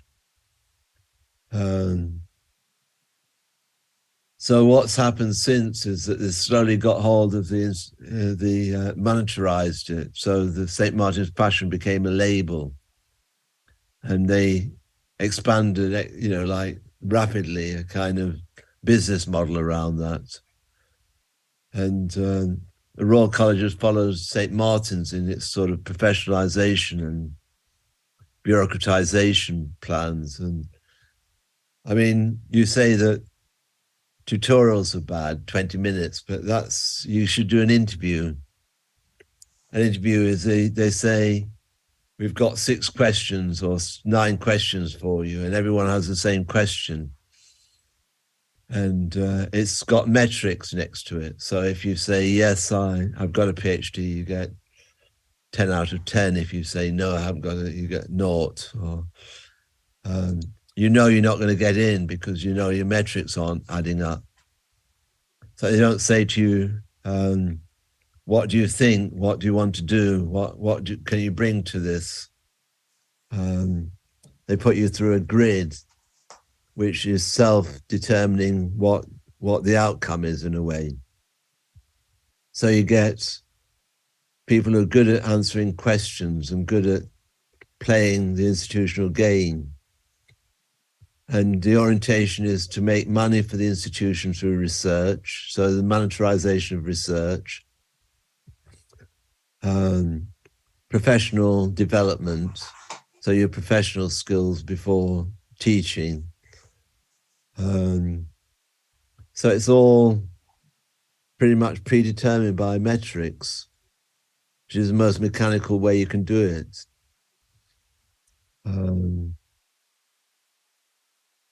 So that's why you finish up with a conveyor belt. And within 1 year of doing teaching for a 1 year course, all you can do is have criteria in the same way, metrical criteria. Has the student achieved this goal? Has the student achieved that? So the Royal College went from an extremely libertarian institution where everyone passed and everyone did what they wanted to do, and they were supported by excellent technical staff. It's technically stretched now.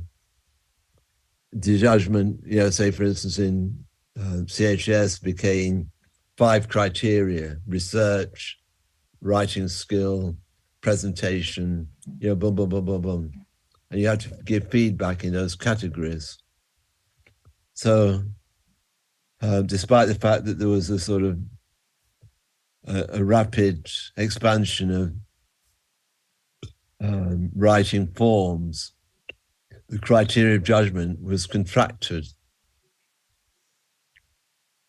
So you've got the grip of an ideology and a methodology, which is basically Cartesian, running an art school. And it's an iron grip. I mean, they really believe that method is truth and that things are measurable. And if it's measurable, you can also turn it into economy. I mean, it's the colonization of the art institution, which is like a soft colonization process, which we all condemn now. The institution condemns it, wants to lead the way in decolonization, but it introduces colonization of the mind instead. And very few people raise this as an ideological issue. Very few people resist it, so they can be politically radical in terms of being right on, but they don't raise any fundamental questions to do with this strangling of the institution by ideological apparatus, which is run along the lines of metrics, which also moves into economies. It's mind-numbing.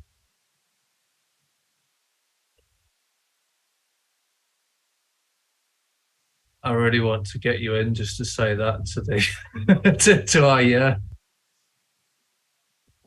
They don't let me come in, so they know already. But it's exactly that, I mean, you covered a lot of ground there, but it just sort of summed up so much of what I'm feeling and beginning to feel about the whole experience. It's sort of, I don't know. I think if I knew now what I know, can't even think now. If I knew then what I know now, I don't think I would go. I don't really understand. I don't understand what I'm going to get more out of this experience beyond the grad show as a thing with lots of people looking at my work. But aside from just having time off work to prepare for it, I don't really see I'm getting a huge amount out of it anymore. I heard you're going to have to share the grad show with the new first years too. I'm going to, well, that's the rumor. No one's confirmed yet. It's probably going to happen, and God knows, I'll be up. No one else will write. Everyone will probably just acquiesce, but I'll go mental myself and get arrested or something. I think we should just refuse to show the work if they do that, because our department are already bringing that up, and we were all saying we don't want to do it. It is somebody from the second year, Annie Trevora, wrote a very strong email and CC'd everyone on it. And I think there was a big hoo-ha. I don't know what happened. And she was saying that she was told it cost the college $500,000 to set up the show. And if they do 2 shows, that's $1 million. And they can't afford it. Well, they took in 2 years. They can pay for 2 shows. I mean, the logic is all there. Like, what were they complaining about? The only issue I see is that if the second years now are having a show in their studios, then they won't be able to use their studios for a month. But I mean, that's what every year has had to do forever. Which means it needs to be off-site. They just need to pay for it to be off-site. Yeah, but like the years that they had the show off-site, it never was the same buzz as it is at the school. I mean, it's just not the same thing. People don't care as much. The degrees, people want to go see all the shows. They want to 80% come for painting, basically, and then we're lucky that the rest of them, they go see the rest of the programs while they're there. That's true. It's not. We did a satellite show where every department was in a different side, and it was not the same at all, I can tell you.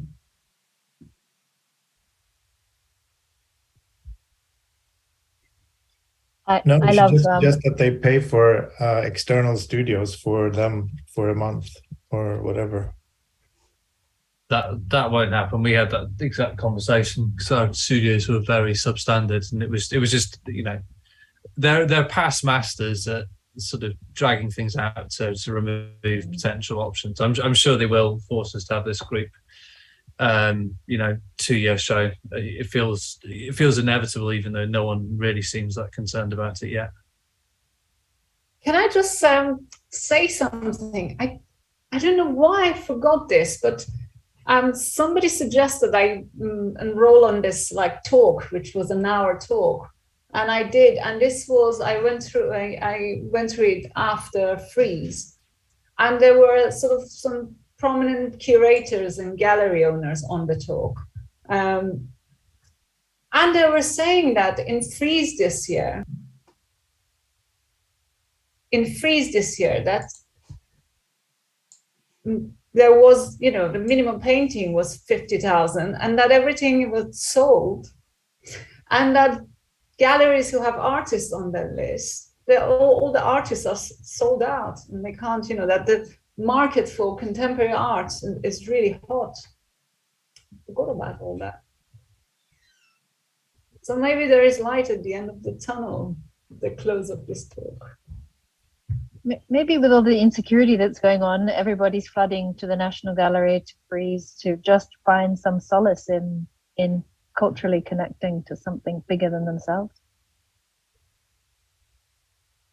I mean, coming from Iran, I grew up with this thing that it was this paradise, and things are like getting really terrible, and every year you think, oh my god, things are terrible, and it just gets much worse. You think, when is it going to stop? But it never stops, and it's been going on for like 45 years, and so I'm used to this getting worse, and I know that every year we're going to look back thinking, because I mean, historically it's always been like that.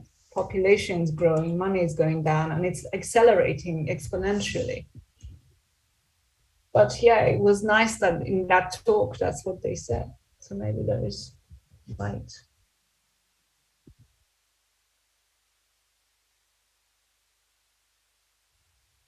Jonathan, don't look so sad. I'm not sad. We were going to go for this Indian. I didn't look sad. I'm not sad. There's a difference. Should we go for Indian? Yeah, I think so. Drummond Street. Okay. Yeah.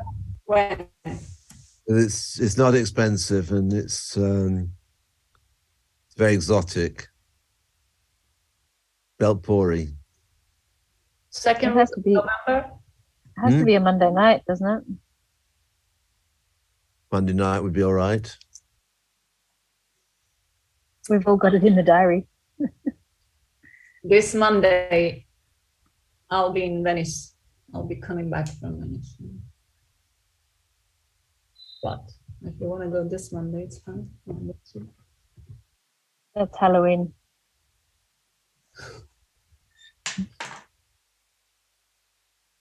Monday, 7th of November. Yeah, we could do that. Okay. I thought there was something interesting about last week.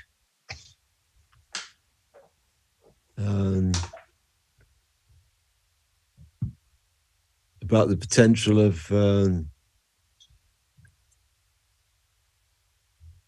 showing fragments. I mean, it was to do with sound and music and noise, but so it's not necessarily that subject, but a kind of way of working where we access. I mean, today didn't necessarily work as well because it's sort of so much material and so diverse material, so there isn't necessarily the sort of patterns of coherence. So like we've got to get a relationship between last week and this week kind of worked out as a way of proceeding forward. There's something about when the whole group's active, presenting material, it's sort of much more alive. I'm willing to go on forever doing PowerPoints, but I think we've got other resources that we can draw upon.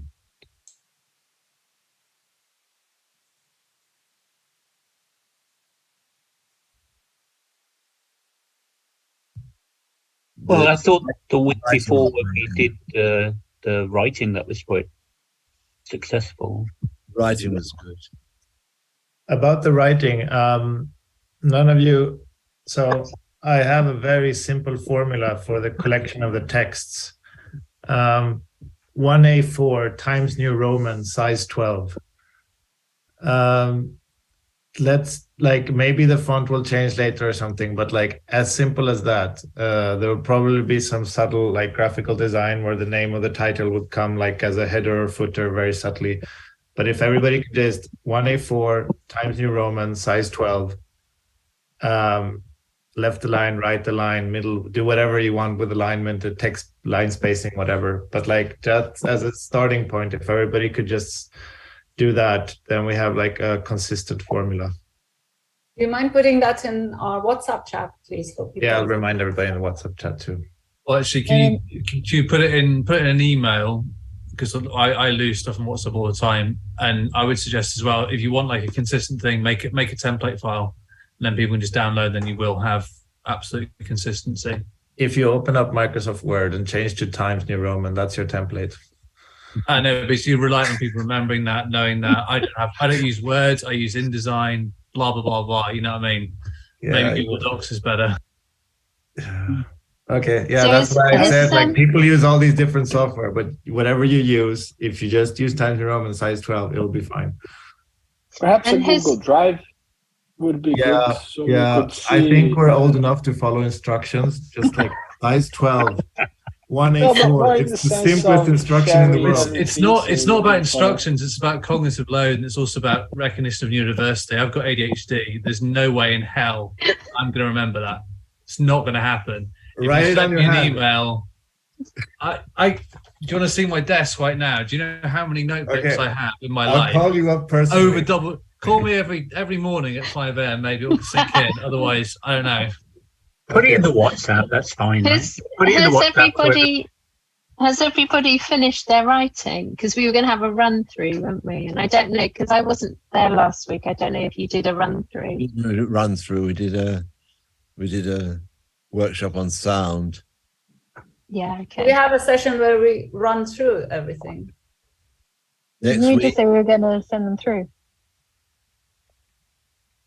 I mean, I think people that feel like they want to, maybe people can pair up or like for the final edits, it can be a bit tedious sitting and doing everybody's edits.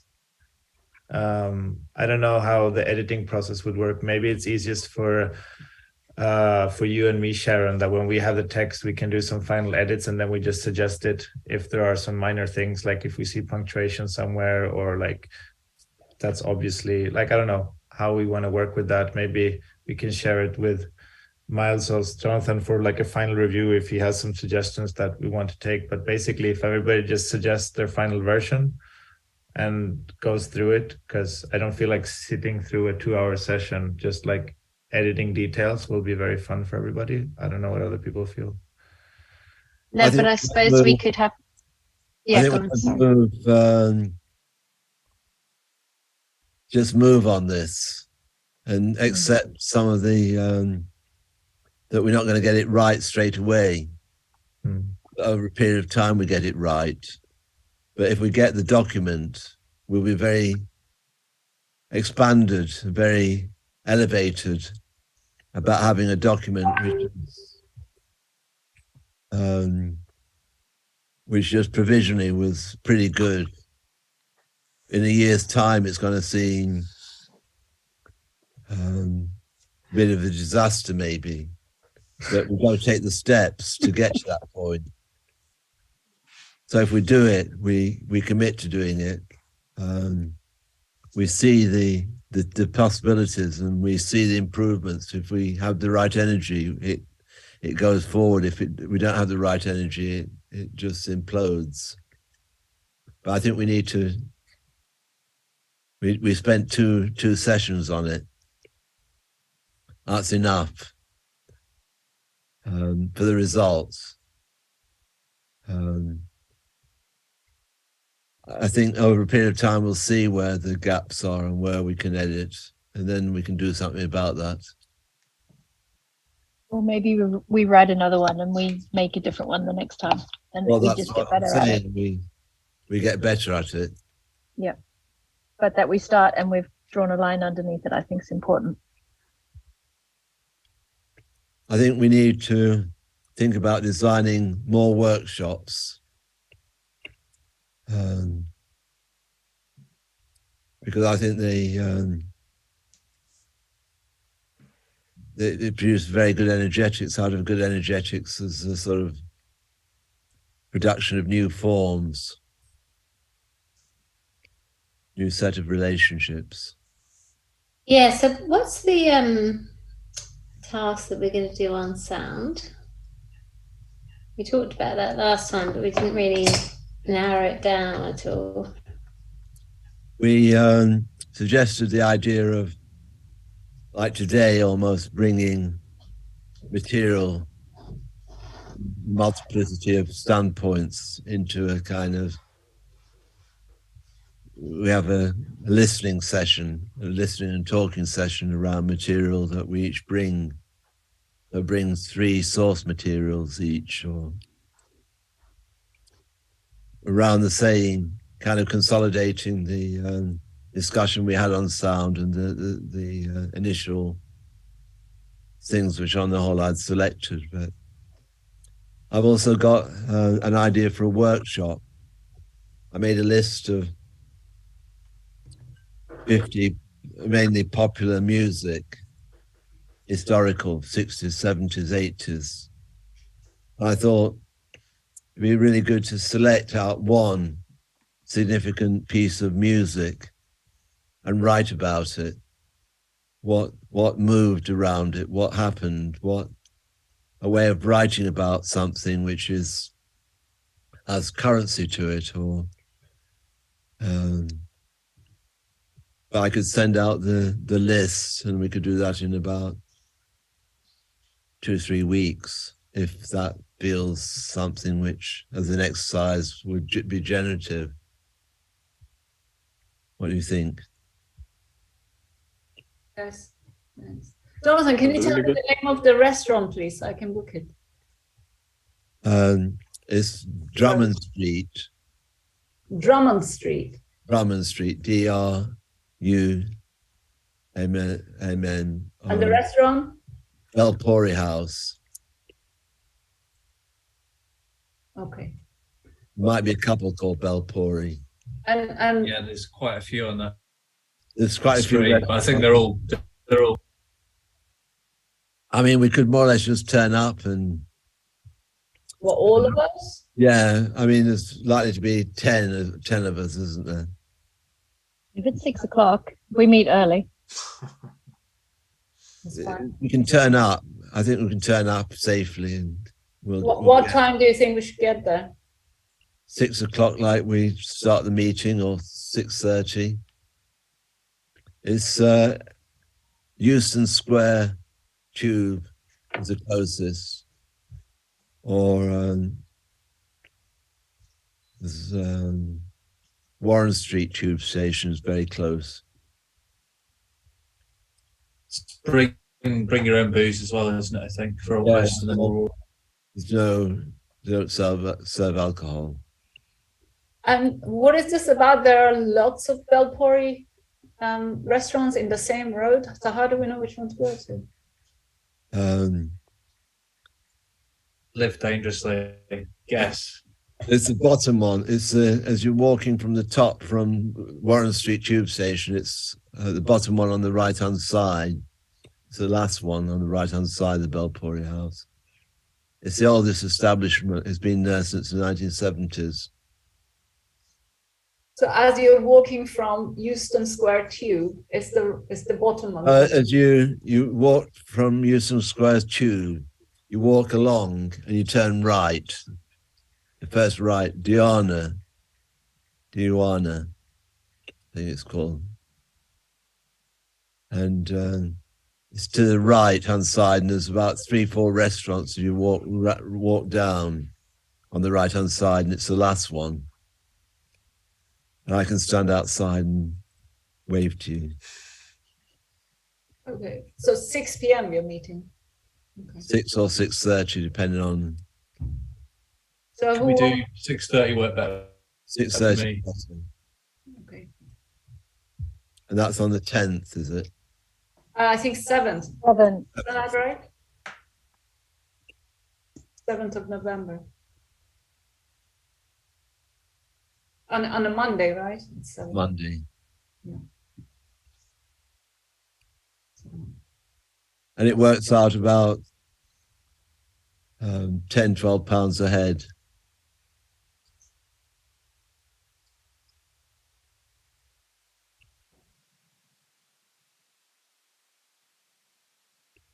So just checking, then there wouldn't be any Zoom on that evening, 7th of November.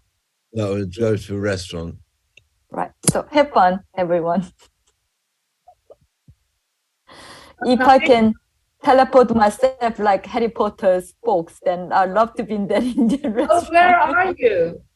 I'm in Wellington, New Zealand. It's 8 a.m. on Tuesday morning. Oh, how exciting! We've And got it's someone winter from time. China. We've got someone from I'm China. going to spring. Yeah.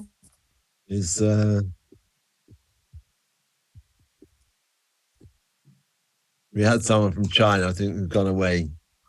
Well, yeah, that's Jaja. So yeah, Jaja. so she's I think time zone is the other way. So In Beijing, so it's already 2 a.m. or 3 a.m. So if you got tired, so she can't come.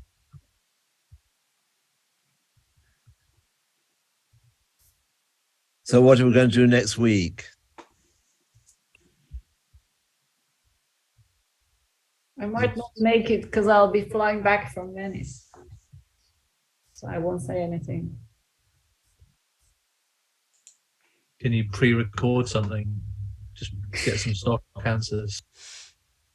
So we've got the possibility of extending the sound workshop, bringing along 3 recordings, YouTube recordings, or we can do a PowerPoint.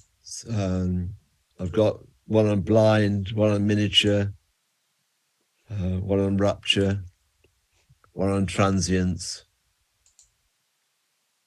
So either a workshop or well, just as a thought, Jonathan, you also have a PowerPoint called the New, so which might be relevant to our discussion tonight. I haven't got one called the new. There's something along those lines. Miniature, blind, touched, other, rupture, autonomy, color, spiritual, transient, subject, sound, night, finitude, black. Have we done miniature? We haven't done miniature.